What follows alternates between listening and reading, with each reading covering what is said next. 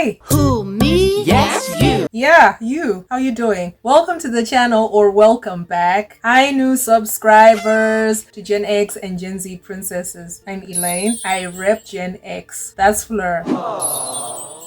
She's Gen Z. She's my daughter, who I am well and truly proud of. Welcome to the channel. What we do here is we give our hot takes on viral social media videos from a Gen X and a Gen Z perspective. Now, here's the catch. We don't watch each other's reactions. We don't even give each other ideas about what we think about these videos, our opinions together. Why did we set up this channel? Because two generations need to talk. Of course, there's Gen Y in the middle, but there's always the issue where two generations see things diametrically opposed, so parallel, so different to each other, and they cannot find middle ground. So we do these videos to give our opinions, and we don't listen or watch each other's videos to avoid judgment, to avoid censorship, and to encourage free flow of ideas, free flow of information sharing, and an environment where we can all just be and enjoy our own views and share views in the comment section. You're welcome. And just say what we think about what's going on. And social media is just perfect for that. There's always something going on. There's always something interesting to follow up on and to talk about. Why don't you join us? Hit like, hit subscribe, join us. And to new subscribers,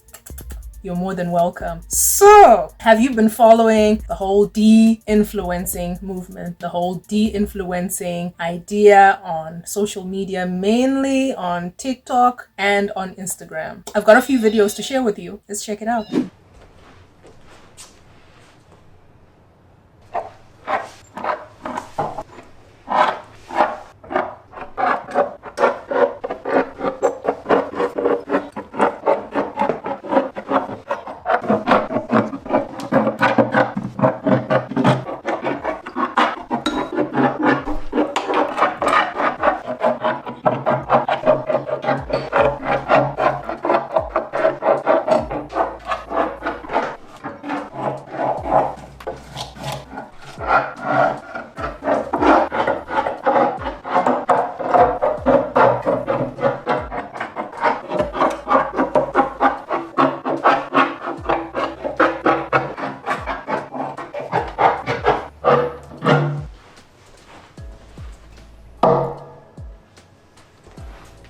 Welcome to your weekly de-influencing video where I talk some sense into you and de-influence you out of buying things that you don't need, because that's who I am and it's what I do. I'm Paige. I'm the founder of Overcoming Overspending. I help you stop impulse shopping and overspending. So you have officially made it to the side of social media that's actually going to help you save some money versus bleeding you dry. So make sure to like, save, or comment on this video so that the algorithm brings you back. I want to talk about influencer culture this week because I feel like some of y'all need to hear that you're not an influencer. I know you're like, Paige, what do you mean? Like, I know that. I know I'm not an influencer. I'm like, do you? Do you honestly know that? Because you're spending money like you're one. Your bank accounts think that you're an influencer. Here's the thing about influencers. Influencers have to spend money to make money. If they're not buying, they're not banking. They have to buy things to then film themselves using, to then put on this app to show you, to make you go, oh, that looks cool.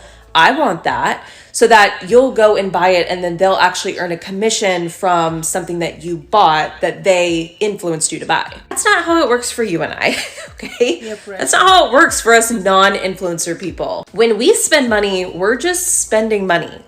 When we buy things, we're just buying a bunch of crap and bringing a bunch of stuff into our homes and depleting our bank accounts. Most of the things that we buy don't make us money like it does for an influencer. I need you to pump the brakes a little bit and remind yourself that you're not an influencer. Most of the things that you buy, you're not going to make money off of. I also need you to remember that most of what you see on here isn't actually real.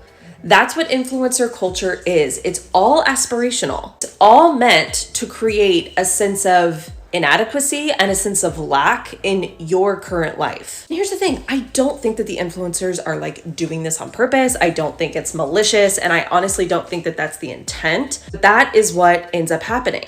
You end up seeing these other people's lives that look absolutely perfect, and the first place that our brains go is, okay, if I want to be like her, I need to go out and buy everything that she has. There is no serum, there's no shake, there's no green juice, there's no purse that is ever going to turn you into another person. And look, I love the Emily Kaisers and the Avery Woods of the world just as much as the next girl. Like, I follow them, I watch their videos, I love it, I get a kick out of it. I also understand that by me going to their Amazon storefronts and buying everything in there and creating a carbon copy of someone else's life isn't going to make me them. There's only one of them, and there's one of me, and there's one of you. And we all have to start realizing that no matter how much money we spend and how much stuff we buy, it's never going to turn us into someone that we're ultimately not. I want you to be the biggest influencer in your own life. No one else knows what's best for you more than you know what's best for you. I need you to see and realize how extraordinary you already are, how extraordinary your life already is, the way that it is right now. Here's what we're gonna do. We're gonna get a grip. We're gonna close out all of our tabs. We're gonna empty out all of our carts. We're gonna stop trying to buy things that ultimately can't be bought. We're gonna stop trying to be someone that we're ultimately not. I love the de-influencing trend. So here are all the things that I will de-influence you from buying as somebody that spends thousands of dollars a year on health, beauty, hair products, but loves to save a buck. Or products that simply did not work for me as a dog mom. Now, just a disclaimer, if these products work for you, that's fantastic. They just absolutely do not work for us. The whole de-influencing movement started as a result of people thinking that influencers had gotten a little bit too big, a little bit too inaccessible, and a little bit too out of touch. And that, like, if you scroll through social media, you scroll through one post and you have 3 ads following, or a post is really just an endorsement, an ad for some product, that influencers weren't being authentic. Influencers were pretty much clothes horses. They were pretty much lobbyists for different brands, and they were not being authentic anymore. It started out well, probably had good intentions, right? Because every other day people were starting to wonder, how do influencers support these lifestyles? Do they have 9-to-5 jobs? Are they selling plasma?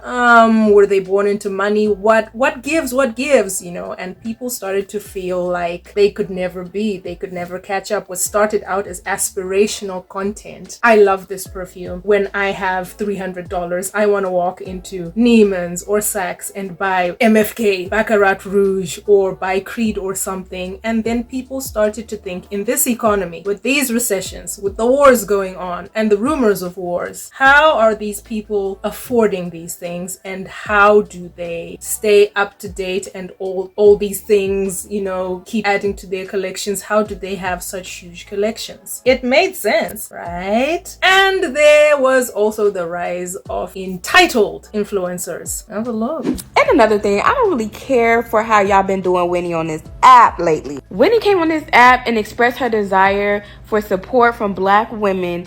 And she did also add that having a white audience does boost you as an influencer a little bit more, and it's just better to have a white audience. Was the approach good? Absolutely not. Is she a victim? Absolutely not.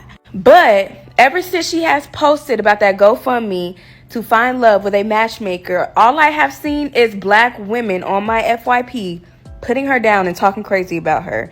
Actually making videos to say how stupid she is and how crazy she is for asking us for money. And y'all have continued to prove the point. And as Black women in the Black community searching for love in a very difficult time and generation, I think this was a time to uplift her and affirm her that she is enough for love and it is coming. And just because her pursuit for love looks different doesn't make her stupid or desperate as well. I just have a question for my people. People, did y'all ever consider that Winnie Parker was not talking to y'all? When she asked for that GoFundMe donation, she was talking to her audience. She was talking to her audience. We ain't got to get mad because she wasn't talking to us. Just a couple of weeks ago, the audience got this girl over $4,000 to move into her new apartment just by her being on live. Winnie knew what she was doing. She wasn't talking to us. She was talking to her audience. So y'all let this girl talk to her audience and leave her alone. Leave her alone. You see what I mean? You see what I'm saying? That the de-influencing movement wasn't just about stopping us from buying 69.59 million 11,855 Bath and Body Works perfumes or 14 Delinas and not paying our bills, getting behind on rent, getting us to spend responsibly in these recessions that we're going through all around the world. But it's spread to influencers who are becoming entitled. How do you, as a dating and lifestyle influencer, ask your fans, ask your fan base, one, to go to a GoFundMe to fund $8,000 for you to get a matchmaker, whilst also saying that a certain demographic of followers don't support you and you prefer a certain colored type of fan base and that supports you? So the whole de-influencing movement is don't buy all these baccarats and all these perfumes, don't buy all these soaps, don't buy Stanley cups. But now it's also influencers who seem to be busy with conspicuous consumption and not being stupid like the commenter said, just being entitled maybe. Oh, entitled? Yes, check this out. Y'all got an iPhone that y'all do not want, please can y'all like literally let me know, because the phone that I have is keep cutting off and keep on cutting out. Like the phone is f***ed up. I need me a phone so I can switch my number over. That's all I need. I need me an iPhone. So if y'all do have an iPhone, please DM me. Let me know. If you are located in Atlanta, let me know like ASAP. I will come meet you, whatever the f*** you want. Like for real. I just need me a f***ing iPhone. I don't want an iPhone 6. I don't want an iPhone 5. I need an iPhone 13 or 11 or something. Like, if you have an iPhone that you do not want, like an iPhone 13, I'm just asking because I'm trying to literally get another iPhone. Y'all think that I want to buy an iPhone? I don't. Just give me one for free. I don't want to buy it. It's giving the child money hungry over a f***ing iPhone. I just need an iPhone 13 so I can switch my number over. Like, I don't want to buy a f***ing iPhone. If you got an iPhone, man, you just get it to me for free. Do it out the kindness of your heart instead of trying to charge me money hungry. Yeah, wait for it. Listen. A lot of people want me to get a job. The only way that I'm going to be able to get a job is if y'all cash out me so I can get a lift to the store to get my laptop so I can start filling out y'all application. If that's okay with y'all. Cash out me so I get an iPhone 11. Point blank period. Since y'all say my credit ain't right and my credit ain't this, that, and third, cash out me. I want to see who gonna cash out me to get an iPhone 11. Let's de-influence each other of bad attitudes. Let's de-influence each other of entitlement. Wait a minute, did you hear Shamar say, send me a cash app to buy an iPhone 11, send me a cash app to go somewhere to do an application for a job? This is what we need to de-influence about. It's not about consumption. It's not about people buying too many perfumes, buying too many cigars, or having too many pairs of sneakers, or collecting sneakers. Some of these things that people collect, some of these things that people buy, it's healing their inner child. An influencer with a $400 wig on his head saying that send me money so that I can go and make an application, send me money so that I can take an Uber to go make a job application, is what we need to de-influence. Socialite posting a GoFundMe, fund me $8,000 so that I can go get a matchmaker and make content of you following my journey with the matchmaker. That's what we need to de-influence. We don't really need to be worrying about where people are putting their coins, I think. I'm a Gen X person. We're frugal. We were raised with taking care of ourselves. We were the ones who were watching over our siblings. We're the ones who were wearing hand-me-downs and passing down hand-me-downs. I will not be de-influenced of my precious perfume collection, but I will join the de-influencing movement of bad attitudes. I don't know what you think about this whole de-influencing culture, this whole de-influencing movement, and maybe juxtapose it with the I will not gatekeep attitude, right? Or movement that's also going on. But what do you think about influencers? Thank you for watching. Please like and subscribe.